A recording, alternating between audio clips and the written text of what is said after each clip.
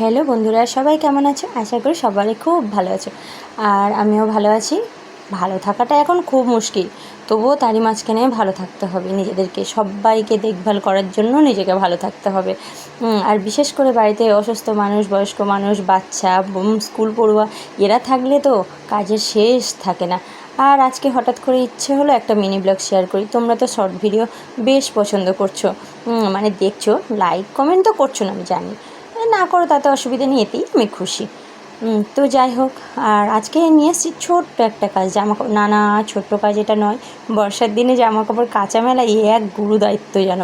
কোথায় কোন ড্রেস দিলে হবে, কোথায় কোন কাপড়টা রিসেন্ট দরকার, কোনটা কালকে সকাল হলেই দরকার, এরকম একটা ব্যাপার।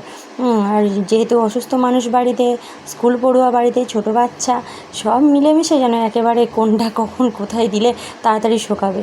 আর রৌদ্রে শুকানো মানে কাজ কম, এক মেরে দিলাম, শুকিয়ে গেল, তুলে নিলাম। কিন্তু এগুলো উল্টে পাল্টে শোকালাম, যদিও কিছু কিছু জিনিসগুলো, মানে কিছু কিছু জামা কাপড় একটু ভিজেছিল।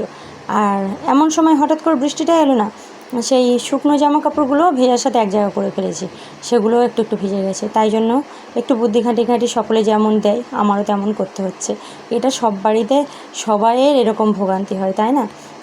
তো যাই হোক, আর এই যে এক শেষ করে উঠতে না উঠতে আবার জামা কাপড় পড়ে যাচ্ছে বালতিতে কাচার জন্য।